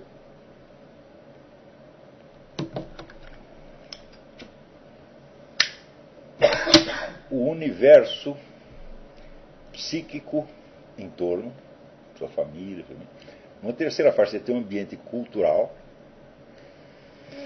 Em cima disso, você tem o eu. E em cima do eu tem um negócio que ele chama o espírito. Que já não está dentro do eu. Só está dentro no sentido de Santo Agostinho. Está dentro, mas está tão profundo que eu mesmo já não pego. E eu não posso apreendê-lo como objeto, por quê? Porque se é ele que me origina, ele é aquilo que existe de mais pessoal em mim. Nessa perspectiva, vamos dizer, é absolutamente tolo você criar, vamos dizer, um antagonismo entre a liberdade de consciência e a lei divina. Porque se você escapa da lei divina, acabou a sua liberdade de consciência. Ela se funda nele. Deus te constituiu como pessoa, não como coisa. Pessoa, portanto, dotada de liberdade de consciência. Quando você vê a fonte da qual jorra a sua própria liberdade, você não pode apreendê-la como coisa, porque seria dominá-la como objeto. E secar é a mesma coisa que matar a galinha dos ovos de ouro. Então, isso quer dizer que a consciência individual ela não precisa de uma autoridade externa que lhe imponha pela força a lei divina. Precisa apenas do magistério que indique o caminho. Pior, se você impõe a coisa pela força, ou seja, o Estado se torna o braço armado da igreja e impõe a ordem cristã às próprias pessoas, essa ordem cristã se torna um fator materializado e externo, tá certo? Que não pode assegurar a liberdade, porque ela começa por estrangular a liberdade. Então você entra, vamos dizer, na dialética que foi dada do pensamento revolucionário da França, onde diziam, nós temos que forçar as pessoas a ser livres. Falo, é? Isso é a mesma coisa que forçar um quadrado a ser redondo. Falo, não é possível. Tá certo? Ou forçar um gato a ser uma lagartixa. Né? Quer dizer, quando Cristo disse, isso é coisa fundamental. Uma frase que as pessoas esquecem, ele disse, meu jugo é suave. Isso quer dizer, ele não pode ser imposto de maneira alguma, porque se ele for imposto, ele se transforma exatamente no contrário. Então, claro que a igreja então, deve ter uma função ativa na sociedade, ativa e importante, e deve ter a hegemonia cultural. Mas ela não pode ter o poder na sua mão. Ela não pode ter o Estado na sua mão. A função da cultura e do Estado, veja, no livro maravilhoso de Jacob Burckhardt, Reflexões sobre a História Universal, ele mostra ali a cultura e o Estado como forças antagônicas. Uma é uma força ordenadora, porém limitadora, e a outra é uma força vivificante. Então, a igreja tem que ter a hegemonia da cultura, não o domínio do Estado, porque senão ela se converte no seu contrário, e o Estado que ela cria acaba por estrangulá-la, como historicamente aconteceu. Então é uma perda de tempo você discutir se a doutrina de Santo Tomás de Aquino, o magistério da igreja é compatível com a democracia liberal. Falou, olha, teoricamente não é compatível, são concepções diferentes. Porém, a concepção da democracia liberal, ela não existe enquanto tal, ela não tem substância em si mesma. Ela fala da liberdade individual, porém, qual é o conteúdo da liberdade individual? Não pode ser a própria liberdade. Tem que ser algo que a transcende. Então, esta liberdade só existe na medida em que, como no exemplo do Agostinho, ela se move na direção da sua fonte e se deixa vivificar por essa fonte que é Deus. Então, nem pode vigorar na sociedade a liberdade abstrata de consciência, tá certo? na qual o indivíduo se torna a força suprema e o centro decisório supremo, não aceitando nada acima dele, nem pode vigorar, vamos dizer, uma ordem cristã imposta de cima para baixo pelo Estado. Essas duas coisas são apenas noções abstratas que, como dizia Hegel é um charlatão sobre certo aspecto, mas um gênio sobre o outro. Quando ele diz que uma noção abstrata tenta se realizar na realidade histórica, ela se converte na sua contrária. Porque ela vai ter que... Você tem aqui a forma abstrata, perfeitinha, etc, etc. Mas ela vai se preencher num conteúdo caótico. Tá certo? Que é, vamos dizer, os dados materiais em torno. Quando entra o material caótico dentro do modelo, o modelo se estoura e vira o seu contrário. Então isso quer dizer, aqui temos a Sociedade Cristã de Santo Tomás de Aquino, muito bem, a Sociedade Cristã vira o Estado cristão armado que vai lá e corta a cabeça do Papa, porra. Então, por exemplo, o caso que eu comentei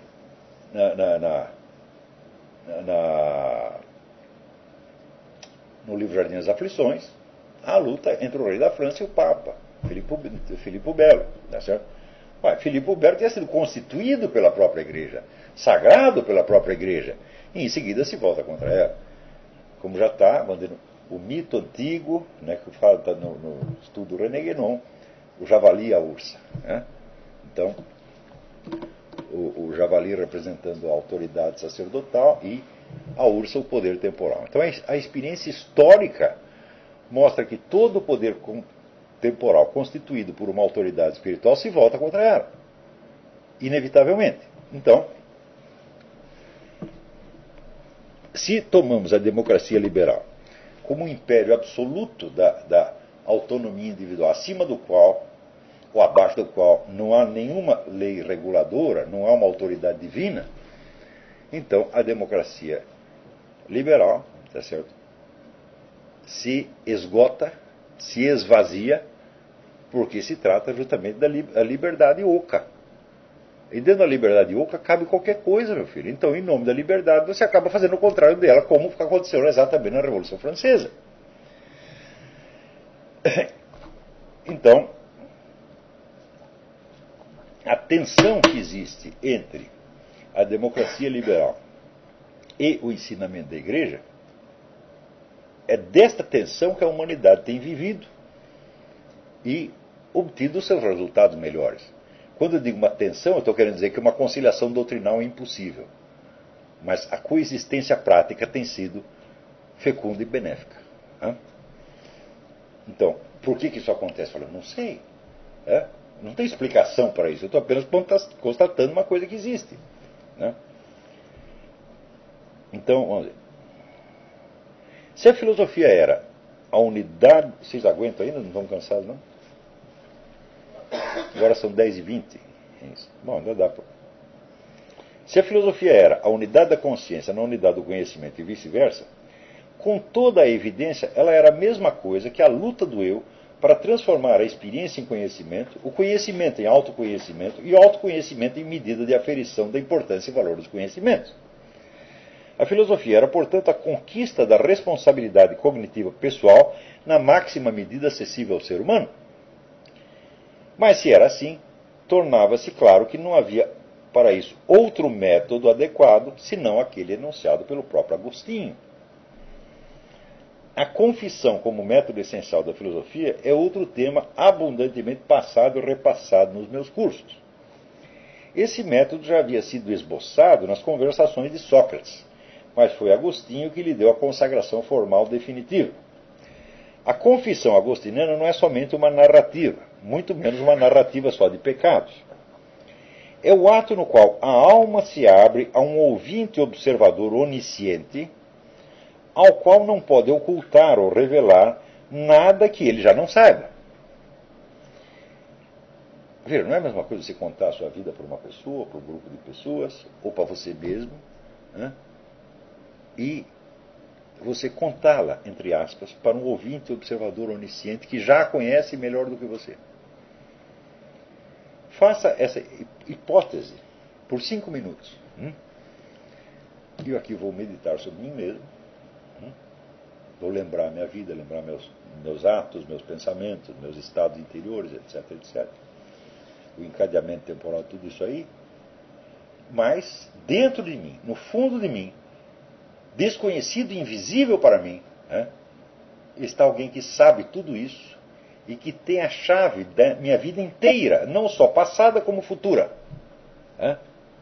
Só de você fazer essa experiência, os dados interiores da sua vida começam a aparecer com uma clareza que você não pode obter por nenhum outro meio. Falar para o observador onisciente é, pela primeira vez na sua vida, você obter a escala da sinceridade perfeita. Só para Deus você pode ser totalmente sincero. Qualquer outro ouvinte tem as suas limitações pessoais e, naturalmente, você sabe mais do que ele. Então, se eu pego um desconhecido, eu posso inventar completamente a minha vida e ele não vai saber se eu estou falando a verdade ou mentira. Eu digo para ele, olha, eu nasci na Zâmbia, daí fui sequestrado por piratas que me venderam, ali em Cuba, tá certo? Da onde eu fugi para os Estados Unidos e estou aqui agora como imigrante ilegal. Conta essa história, quem vai dizer que não? Se eu falo com uma pessoa que me conhece mais ou menos, bom, eu não posso mentir totalmente, mas tem um monte de coisa na qual eu posso mentir. Se eu falo com uma pessoa que me conhece bem, bom, ela só conhece um pedaço, as minhas ideias, meus sentimentos profundos, ela não conhece, eu posso mentir também. E tem tudo que ela não viu, eu posso inventar. Está aqui a Roxane, que eu vivo mentindo para ela, engano a mulher, que é uma coisa horrorosa, tá certo? Ela acredita em tudo. Então,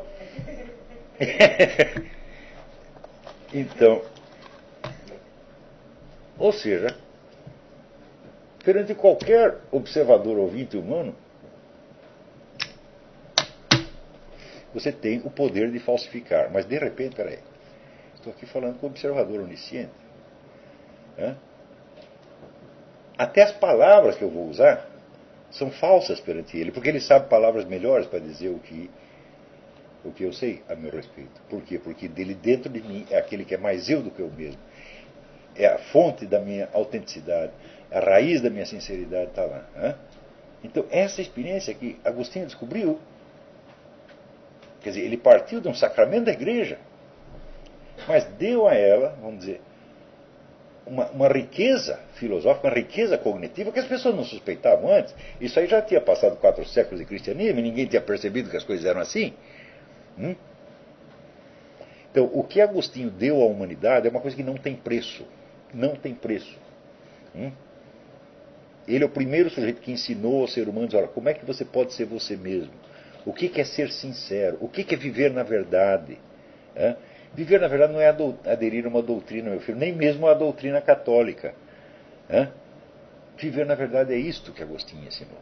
Eu digo, nem mesmo a confissão enquanto ritual substitui isto.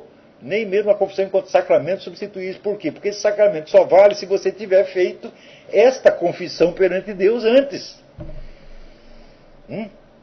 Então, se você chega lá, você diz, fiz esse pecado, peraí, por que você fez esses pecados? Será que é porque não tem um outro pecado mais profundo dentro? Não tem uma mentira terrível que existe dentro de você? Será que você não é feito até de uma substância genética falsificante? Será que você não é inteiramente uma farsa? Você nunca parou para pensar isso, meu filho. Então você não sabe quais são os seus pecados. O que você vai chegar lá no padre? Padre, roubei uma bolinha de gude, colei na prova, toquei uma punheta. É isso que você vai falar? Isso é ridículo, meu filho. Isso não é uma confissão. Confissão é isso que Agostinho ensinou a fazer. Se você faz essa meditação antes, então, é claro, não vai dar para você reproduzir tudo para o padre. Então você faz um resuminho, fiz isso, mais isso, mais isso. Mas a intenção com que você confessa é a intenção do seu coração em sentido pleno. E não somente preencher um formulário, Fiz isso, mais isso, mais isso, mais isso. Tá certo? O exame de consciência. O exame de consciência é exatamente isso que é o exame de consciência. Quem vai fazer o exame de consciência é você. Eu digo, é? Você vai fazer o exame de consciência escondido, sozinho no seu quarto? Deus não está vendo, não? Então, fazer o exame de consciência é o que o Agostinho chama de confissão. Quer dizer, a confissão sacramental só vale se tiver sido precedida desta, pelo menos em intenção. Então, eu já tive essa experiência muitas vezes. Eu começo a pensar meus pecados que eu vou confessar, e falo, mas peraí, mas os pecados isolados, eles não são nada. Não existiriam simplesmente se não houvesse um outro pecado mais profundo, ou seja, eu menti para Deus. Eu me escondi dele, como Caim. E por isso eu fiz os outros pecados. Então este é o pecado principal.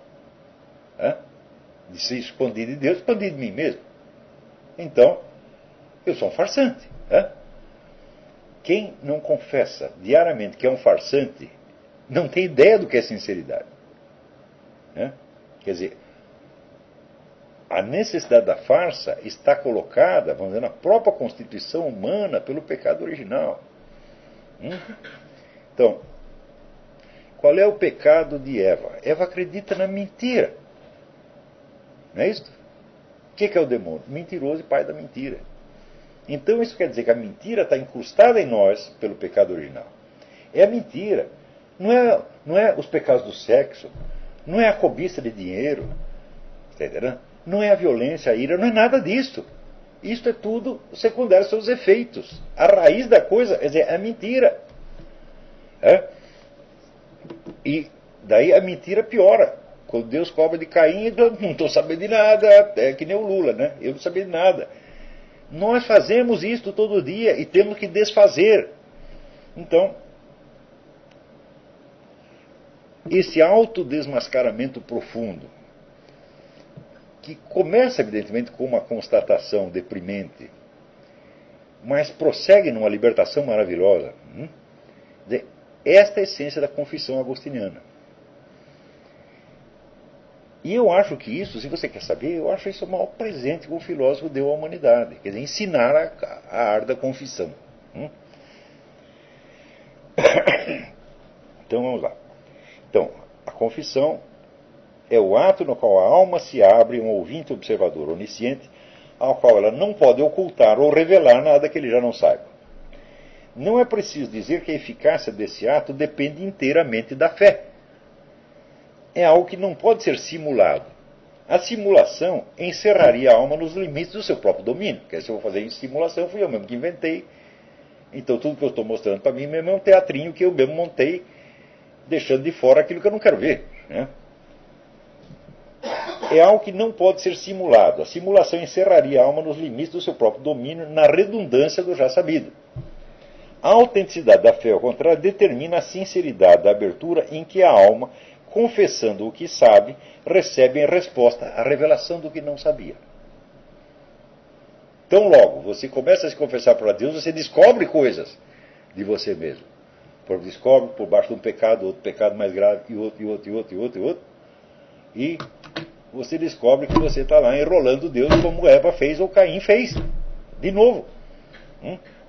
Enrolando Deus é você mesmo. Então, a descoberta e desmantelamento da farsa interior é condição básica.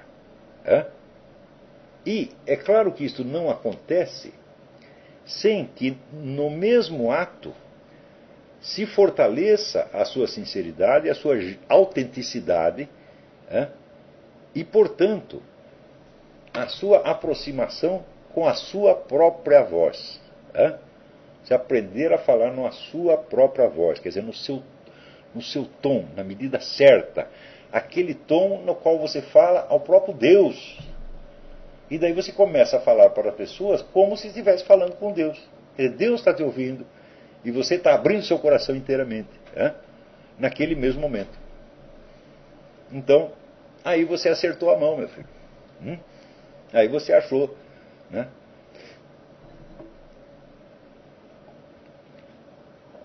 o seu estilo, que é como aqueles jogos de quebra-cabeça, que uma pecinha encaixa da outra, na outra, na outra, na outra, na outra,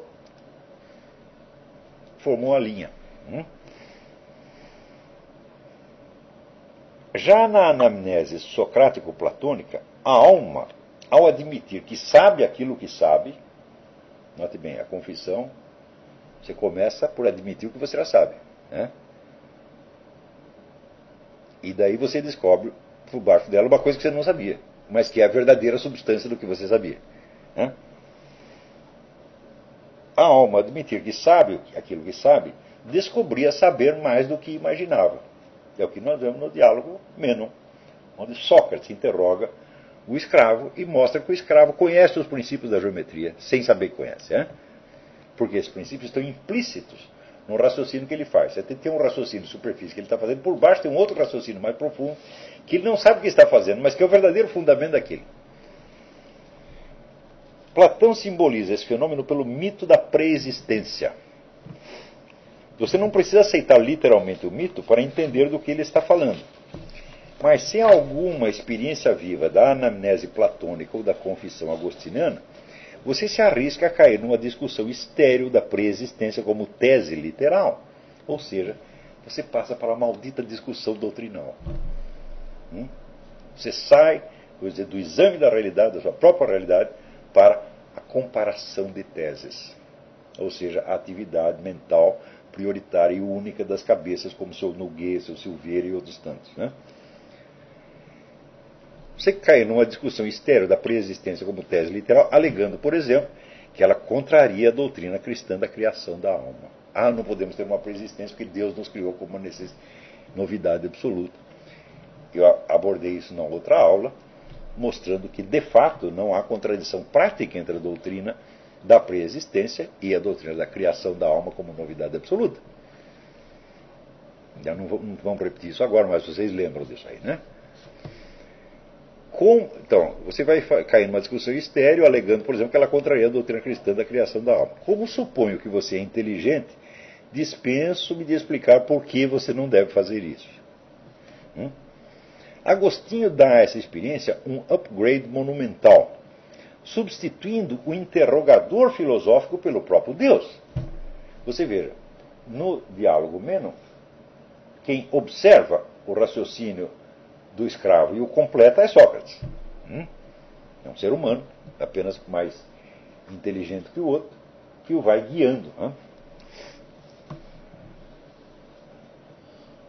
Quando Agostinho substitui o interrogador filosófico, Sócrates, pelo próprio Deus, o que acontece? A anamnese deixa de ser uma lenta e trabalhosa escalada dialética para se tornar a abertura instantânea da alma à experiência direta das suas próprias dimensões interiores de profundidade e altura. Então, a sua dimensão de inferno e de céu aparece para você, não como uma conclusão dialética, mas como algo que você está vivenciando naquele mesmo momento. Então, por exemplo, quando por trás de um pecado material que eu cometi, eu descubro o caráter farsesco das minhas relações com Deus, e eu vejo que eu estou novamente agindo como Eva e Caim, me escondendo de Deus. Na hora que eu descubro que estou me escondendo de Deus, eu paro de me esconder na mesma hora. Falo, opa, ele já me pegou, ele já viu, ele sabe de tudo, pior, eu também já sabia de tudo, né? Então, aparece a dimensão do abissal e do celeste, né? Como coisas que constituem a realidade da sua alma, não como doutrina sobre a vida após a morte, ou sobre a punição e a recompensa, nada. Aparece como experiência real. Você está vendo essa dimensão dentro de você. De algum modo já está dada aí a visão dantesca, que num relance percorre a distância do inferno ao céu, a escala inteira das possibilidades humanas. Quem não teve a experiência repetidas vezes não tem profundidade. Se não tem profundidade, não tem autenticidade, não sabe quem é, vive num estado de alienação, vive num teatrinho mental de sua própria invenção. A confissão, evidentemente, jamais acaba. Uma vez que você a experimentou, vai retornar a ela de novo e de novo, até aprender a viver em permanente estado de confissão. O estado de confissão, por sua vez, é a preparação. Isso quer dizer, por exemplo, o que eu estou falando aqui para vocês, é exatamente o que eu falo para Deus, né? Estou falando no mesmo tom, no mesmo sentido, e com a consciência do observador onisciente que está presente não só em mim, mas em todos vocês. O estado de confissão, por sua vez, é a preparação para a confissão final, em que a alma, diante da morte, já nada tem a esconder de si mesmo e pode se entregar a Deus na sua inteireza. É claro que nós, em cada confissão, ou em cada meditação agostiniana, devemos falar como se estivéssemos às portas da morte, mas o fato é que não estamos, nós ainda vamos fazer alguma coisinha, pelo menos você espera terminar a confissão, não espera? Então, você não sabe o que vai ser o seu futuro, você não tem controle do seu futuro, você não pode saber os seus pecados futuros e não adianta tentar confessá-los agora, isso seria uma palhaçada. Mas vai chegar um dia em que você vai estar realmente dentro da morte. Né? Ou pelo menos que você vai acreditar piamente que está dentro da morte. Você pode estar num estado terminal e depois você voltar à vida, pode acontecer. Tá certo? Mas é preciso que você creia que realmente está dentro da morte, e daí você vai fazer a confissão final. Esta é a sua confissão de vida inteira. Né? E daí você está pronto para um encontro final, para você ser reabsorvido na eternidade, tá certo? E estar com Deus por toda a eternidade. O método agostiniano da confissão é assim a via prática pela qual se realiza o ideal platônico da filosofia comum, aprender a morrer. Platão dizia a filosofia aprender a morrer, né? Só que ele não diz como é que faz isso. Quem disse? Agostinho disse. É assim que faz. É só desse posto privilegiado de observação que a expressão unidade do conhecimento passa a fazer algum sentido. Uma unidade material, uma organização enciclopédica do conhecimento disponível, sabemos que não existe. Não existe também a unidade formal de uma doutrina superabrangente, de cujos princípios universais se deduzem hierarquicamente todas as ciências, todas as artes, todos os conhecimentos especiais. Isso aí não existe. Nem a doutrina da igreja é isso. Para que a doutrina da igreja fosse isso, seria preciso que ela já tivesse explicado todas as coisas. Como o simples fato de que existe uma história da doutrina da igreja, uma história do desenvolvimento do dogma, mostra que ela não é isso, senão ela estaria pronta desde o primeiro dia. É? Então, o método agostiniano da confissão é a técnica prática pela qual se realiza o aprendizado platônico da morte. E é neste aprendizado que o conjunto dos conhecimentos disponíveis adquire um sentido, vamos dizer, como totalidade, que compõe a substância cognitiva da minha alma. Né? E onde tudo o que eu sei se torna importante para a minha confissão. E aquilo que não é importante para a confissão não tem importância nenhuma. Então, muito bem, essas explicações aqui foram, não digo inspiradas, mas estimuladas por esta outra discussão aí com esses dois idiotas, Sidney Silveira e Carlos Nogueira, aos quais, portanto, estamos muito gratos, né, por isto. Então, vamos parar por aqui porque já está muito tarde. Então, até a semana que vem. Muito obrigado.